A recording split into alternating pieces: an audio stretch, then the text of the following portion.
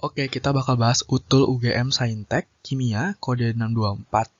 Ada 20 soal, dan kalau nggak salah tahun 2019 ini Saintek ada 3 kode yang aku tahu ya. Oke, kita bahas yang ini dulu. Oke, langsung aja. Oke, soal pertama ini tentang kelarutan ya, nomor 36. Jika pH larutan jenuh MOH2 adalah 10 plus log 2, maka kelarutan MOH2 pada pH 13 itu berapa? Oke. Berarti ada dua kondisi nih kan, ada yang kondisi pertama ketika pH-nya sekian, kondisi kedua ketika pH-nya 13. Oke, karena ini basa nih pH-nya, kita cari pOH-nya dulu ya. Jadi yang kondisi pertama dulu, pH-nya berarti, pOH-nya berarti 14 minus pH, 14 minus 10 plus log 2 berarti kan 4 min log 2 ya. Nah, berarti konsentrasi OH minusnya adalah 2 kali 10 min 4. Oke, ini aku anggap kalian udah paham ya. Nah, kemudian cari KSP-nya. KSP dari larutan jenuh nih kan dia bilang MOH2 kalau terionisasi kan jadi kayak gini ya, M2 plus 2OH minus. Nah, aku simbolin misal kelarutannya itu S masing-masing. Jadi S yang di sini 2S. Maka si konsentrasi OH minusnya kan tadi 2 kali 10 min 4 nih. Konsentrasi M2 plusnya berapa? Ya, setengahnya. Koefisiennya kan 1. Berarti 1 bagi 2 dikali ini. Dapat 10 minus 4. Maka KSP dari MOH2 ya konsentrasinya dipangkat koefisien ya. Jadi konsentrasi dari ion-ionnya M2 plus, di sini OH minus pangkat 2, masukin S-nya 10 min 4 dengan 2 kali 10 min 4 pangkat 2. Nah, kemudian dioperasikan dapat 4 kali 10 min 12. Nah, kamu udah dapat KSP dari MOH2. Kemudian pakai buat yang kondisi kedua kalau pH-nya 13. Nah, kalau pH-nya 13, berarti pOH-nya berapa? Ya, 1 ya. 14 min 13, 1. Berarti konsentrasi dari OH minusnya 10 min 1. Ya kan? Kemudian, masukin lagi ulang ke rumus KSP ini. Buat nyari konsentrasi dari M2 plusnya atau kelarutan dari M2 plusnya. Gini kan? Ini tadi KSP yang udah kita dapat nih. 4 kali 10 min 12, terus konsentrasi OH minus yang baru. Nah, kita nyari yang ini ya karena yang berubah pasti yang ini ya. Maksudnya, kalau KSP kan nggak mungkin berubah. Nah, terus kita udah dapat ini data yang baru. Berarti, otomatis kita nyari yang ini gitu. Konsentrasi dari M2 plusnya. Nah, ya udah sih, operasiin aja. Maka S-nya 4 kali 10 min 2, terus ini 10 pangkat minus 1 kuadrat kan 10 min 2 ya. Dipindahin ke sini, ke bawah jadi bagi. Ini coret 10 min 10. 4 kali 10 min 10. Selesai. Gampang. Jadi kelarutan MOH2 pada pH yang baru, yang pH 13, itu adalah 4 kali 10 min 10. Jawabannya yang B. Oke, lanjut nomor 37 tentang sifat koligatif ya. Jika molalitas senyawa berikut ini sama, senyawa yang akan memiliki titik didih tertinggi dalam air itu yang mana? Oke, kenaikan titik didih, perubahan titik didih ya. Masih ingat rumusnya? Delta TB sama dengan KB dikali molalitas dikali I kalau dia punya, kalau dia elektrolit. I ini adalah faktor Van Hoff, ya kan? Nah, tapi kan KB sama molalitasnya sama, pasti sama gitu. KB di sini kan KB air gitu. Pasti sama untuk semuanya. Dan dia bilang molalitasnya juga sama. Berarti ini boleh kamu abaikan. Yang berpengaruh di sini terhadap titik didih itu adalah I doang. Faktor Van Hoff-nya aja. Elektrolit aja. Nah, kalau aku kasih kamu 3 detik nih buat jawab 1, 2, 3. Bisa nggak? Iya, bisa dong. Jawabannya yang A. Kelihatan. Yang D itu nggak mungkin karena dia non-elektrolit. Dia nggak punya faktor Van Hoff, ya kan? Ini si metanol ini. Nggak mungkin jawabannya. Nah, sisanya ya tinggal kamu ionkan saja ya. Nih, jadi kalau CaCl2 diionkan kan jadi Ca2 plus dan 2Cl minus. Ya kan? Kalau NaBr, Na plus Br minus, dan seterusnya. Nah, karena semuanya elektrolit kuat, berarti nilai I itu akan sama dengan jumlah ionnya. Ya, yang paling banyak jumlah ionnya ya CaCl2. Di sini dia ada 3 ion. 1 Ca2 plus, 2 Cl minus. Jadi jumlahnya 3. Yang lain itu cuma 2. Ini 2, ini 2, ini 2. Ya kan? Ya udah, jawabannya otomatis yang A, CaCl2. Gampang. Oke, lanjut nomor 38 tentang elektrolisis. Pada pembuatan NaOH dari elektrolisis larutan NaCl dengan arus 0,2 Faraday, banyaknya NaOH dengan MR40 yang dihasilkan itu berapa? Oke, ini kayaknya soal yang paling gampang dari semuanya. Oke, ini kamu nggak harus bikin sebenarnya. Cuman aku pengen buktiin aja nih, kok bisa NaCl di elektrolisis menghasilkan NaOH. Oke, jadi reaksinya kayak gini. Reaksi di katodanya kayak gini. Kan dia Na plus tuh golongan 1 ya, yang tereduksi itu air. Kemudian si di anodanya, Cl minus itu dia teroksidasi membentuk gas klorin, Cl2. Nah, reaksi keseluruhannya kayak gini. Dia akan menghasilkan NaOH. Jadi, ion-ion OH2- ini bereaksi sama ion-ion Na plus yang tidak terlibat gitu. Jadinya membentuk NaOH. Gitu ya. Nah, masih ingat rumus elektrolisis untuk menghitung berat ya? Biasa dibilang sih, biasa kalau soal kayak gini tuh yang ditanya berat logam yang terbentuk di katoda, kayak gitu kan. Kalau di sini NaOH. Nah, ini rumusnya, intinya tuh cuman yang ini aja teman-teman, rumusnya. W, atau biasa ada juga yang bilang M, massa ya. E dikali F, atau ini E juga ada yang bilang ME, massa ekivalen, sama aja. Nah, nanti F-nya ini baru deh diturun-turunin. F itu adalah I kali T per 96500. Ini kan jadinya rumusnya. Kemudian I kali T itu adalah Coulomb gitu, C. Jadi kayak gini rumusnya. Nah, yang kita pakai kan rumus yang ini aja ya. Simple banget. E dikali F doang. F-nya udah tahu nih, 0,2 Faraday. Berarti kita cari E-nya ya. E itu berat ekivalen, itu adalah ini. Atau kalian juga sering bilang AR per PBO gitu kan. Atau bisa juga nih sebenarnya MR per muatan kationnya. Nah, mungkin kalian bingung gitu. Kok bisa MR? Biasa aku pakai yang AR, Kak. Jadi, di sini kan case-nya yang terbentuk NaOH. Sedangkan kalau kita pakai AR itu biasanya yang terbentuk logam. Logam tunggal gitu loh. Kayak terbentuk logam Cu di katoda. Ya, Cu kan dia AR karena dia sebiji doang nih. Satu unsur doang. Sedangkan kalau NaOH di sini kan senyawa, makanya kita pakainya MR. Pada intinya kita tuh meninjau apa yang terbentuk gitu. Itu yang kita hitung. Oke? Nah, berarti berat ekivalen dari NaOH ya MR dibagi muatan kationnya, yaitu Na plus kan. 1, 40 dibagi 1 ya 40. Kemudian, ya udah deh. W sama dengan E dikali F, 40 dikali 0,2, yaitu 8 gram. Oke. Selesai. Gampang kan? Cuman dikali doang, 40 dikali 0,2. Jawabannya yang B. Oke, lanjut nomor 39, kimia organik ya.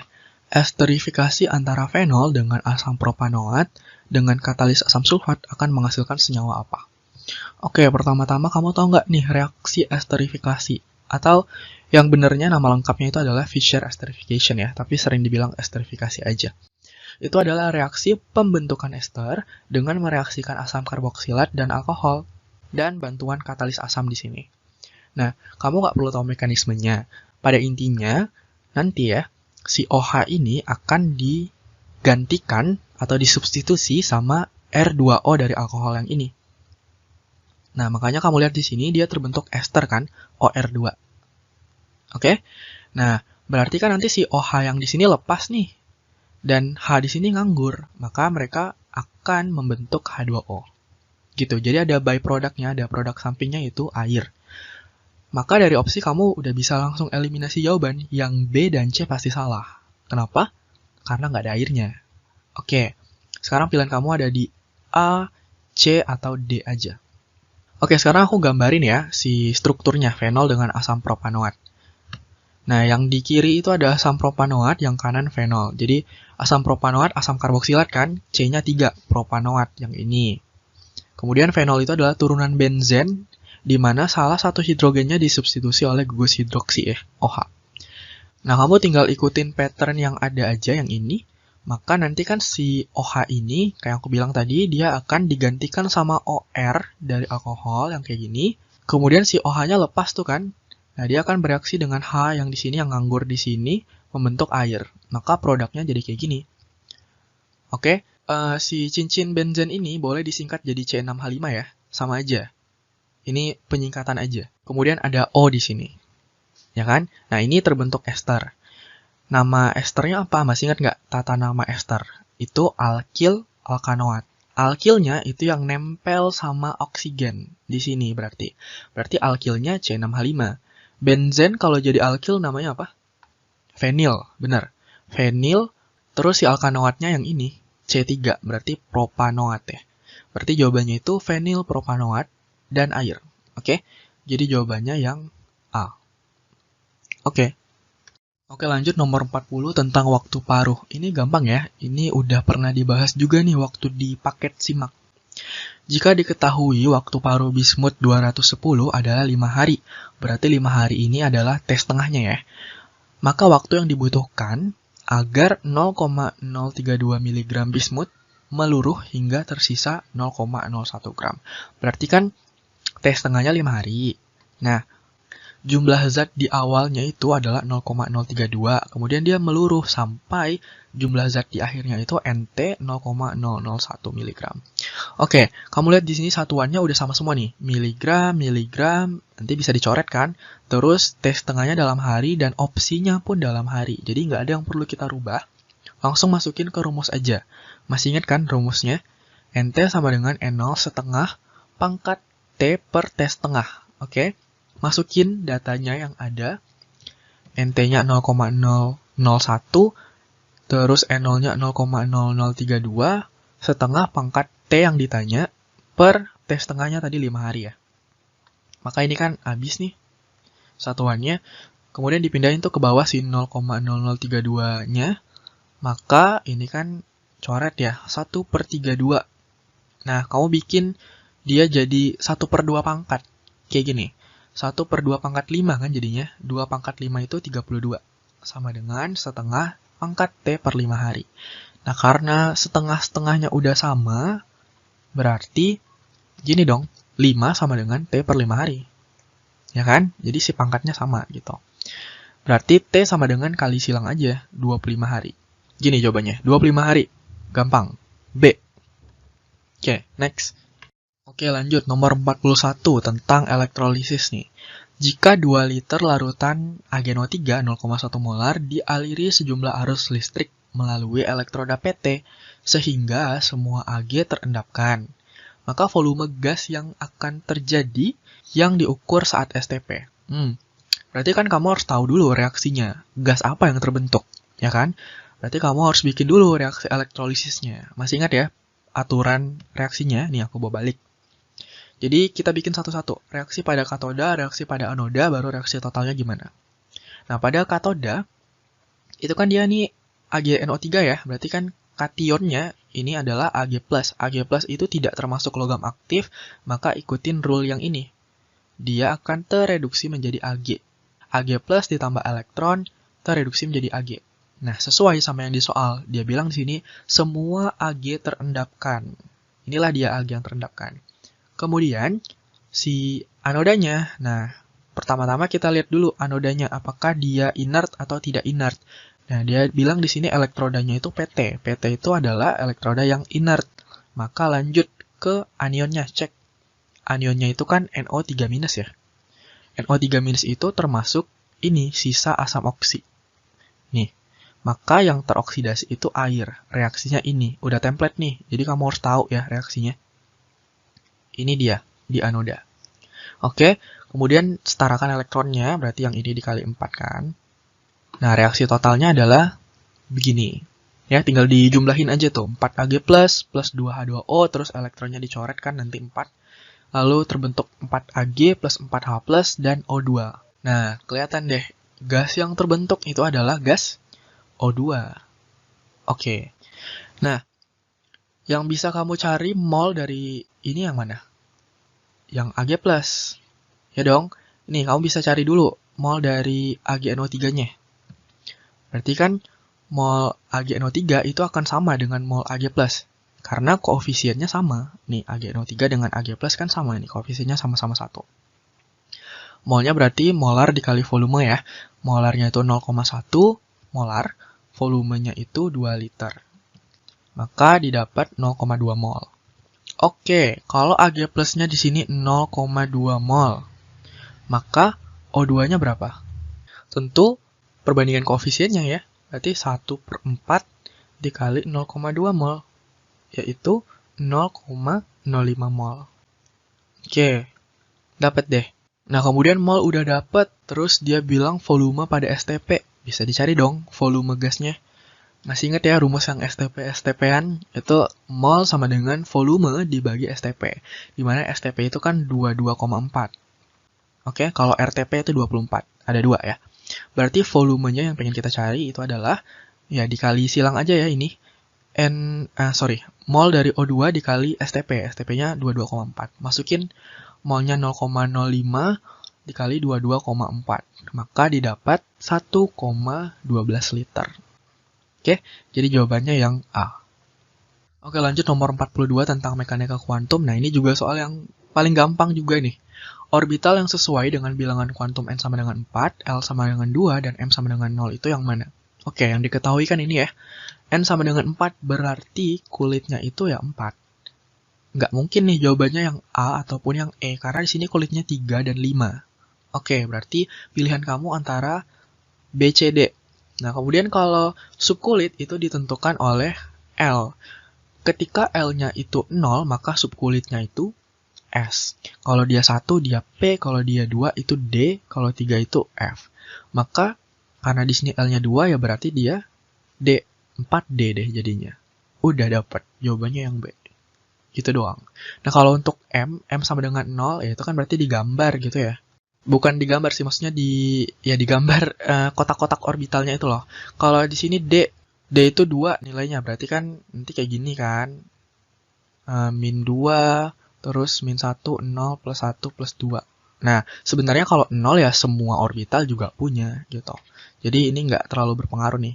Nggak perlu diperhitungkan juga bisa. Oke, jadi jawabannya B ya. Oke, lanjut nomor 43, ikatan kimia ini ya. Ikatan ionik dapat terbentuk dari atom unsur ini, X-nya ini ya. Terus dengan unsur yang mana? Apa ini? Ini soal asli ya guys. Jadi maklum kalau banyak coret-coretnya. Oke. Pertama, kan dia pengen pasangin dengan yang ini. Kita bikin deh konfigurasinya dulu. 9, nomor atomnya itu 9. Kita nggak peduli ya nomor masanya. Kan kalau bikin konfigurasi cuman butuh nomor atom aja. Berarti 9X itu adalah 27. Berarti dia golongan 7A. Golongan 7A itu kan minus 1 satuannya, muatannya. Jadi X minus gitu. Nah, selama ini kan yang kita tahu, kalau ikatan ionik itu antara logam dengan non-logam. Nah, berarti X minus di sini adalah non-logam. Kita cari deh satu-satu, mana nih yang logam. Nah, aku bikin ya konfigurasi masing-masing ini. Yang R itu nomor atomnya 4, 22, kemudian S nomor atomnya 5, 23, dan seterusnya. Oke. Maka yang ini tentu nggak mungkin CDE, karena dia golongan 4, golongan 5, golongan 5 yang bukan logam. Maka CDE ini pasti salah.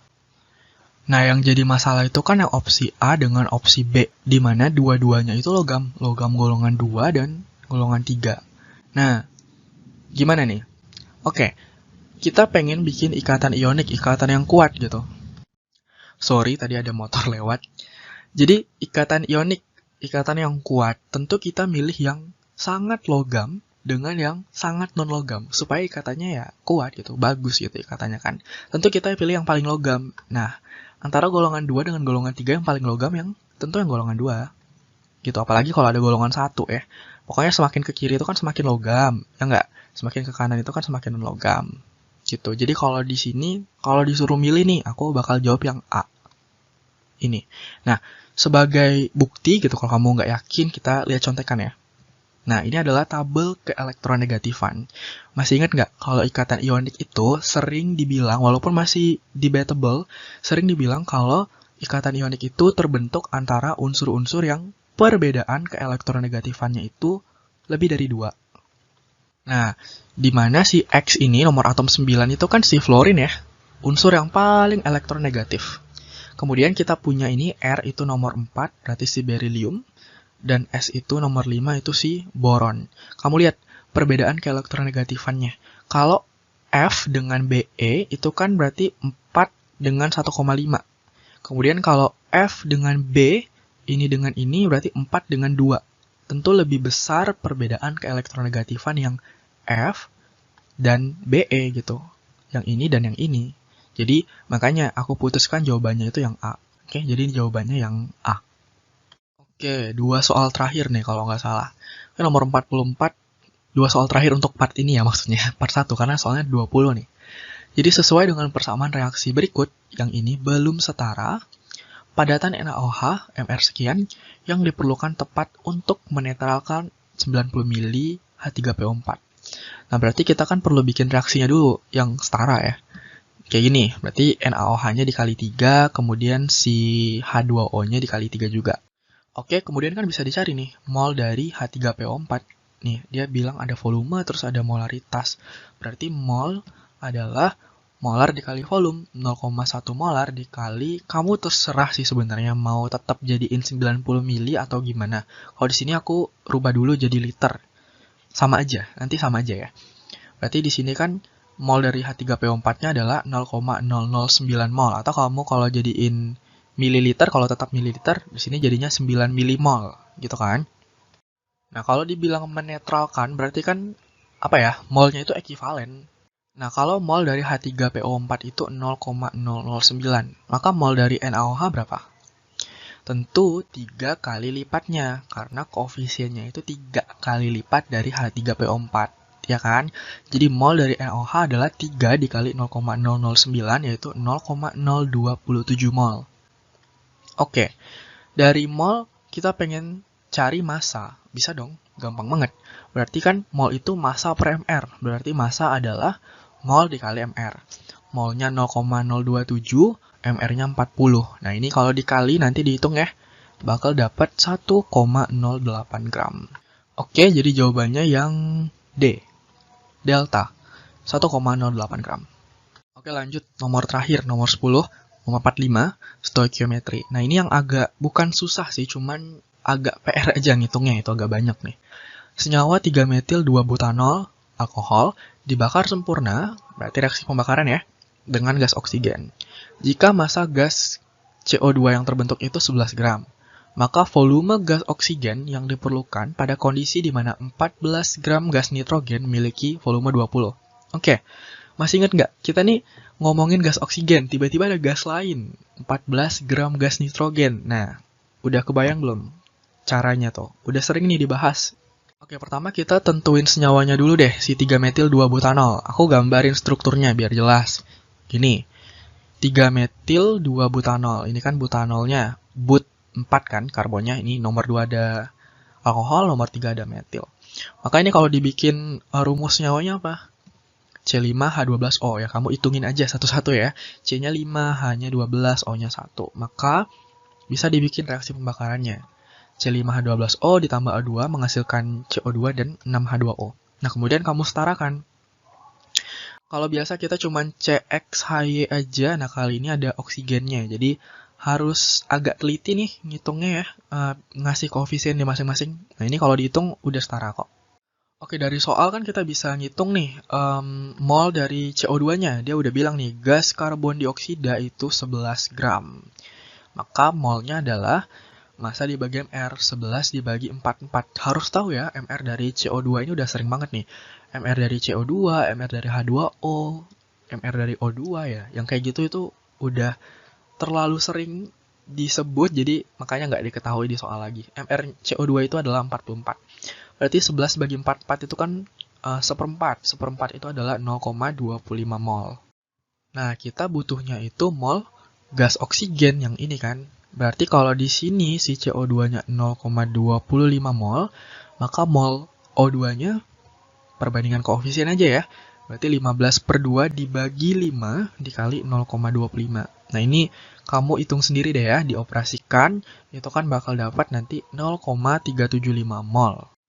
Nah, kemudian udah sampai sini, ini gas lainnya, si gas nitrogen tadi yang tiba-tiba muncul. Kita hitung dulu molnya. Berarti, oke. Sebelumnya ini dulu deh. Kalau ada gas lain gitu, kita ngomongin satu gas terus ada gas lain. Nah, masih ingat ya persamaan yang ini? N1 per N2 sama dengan V1 per V2. Atau N1 per V1 sama dengan N2 per V2. Sama aja. Oke. Berarti kan gini nih, NO2 per NN2 sama dengan VO2 per VN2. Nah, kita pengen nyari VO2-nya. NO2-nya udah ada, yang ini. Terus volume NO2-nya juga udah ada nih, 20 liter. Berarti kita perlu nyari mol dari N2. Bisa dong. Ini dia udah bilang nih masanya 14 gram. Berarti kan mol dari N2 yaitu massa dibagi MR. 14 dibagi, nah MR-nya juga kamu harus tahu ya, N2 itu 28. Jadi 1 nitrogen itu 14. 14 dikali 2, 28. Oke, 14 bagi 28 setengah, berarti 0,5. Dapat deh, tinggal masukin semuanya ke persamaan yang ini. Jadi 0,375 dibagi 0,5 sama dengan VO2 per 20 liter. Oke, ini tinggal dikali silang aja, maka akan didapat jawabannya itu adalah 15 liter. Oke, gampang. Nggak gampang sih, maksudnya agak panjang nih. Jawabannya yang B, 15 liter. Oke, selesai. Silakan ditunggu part 2-nya. Oke?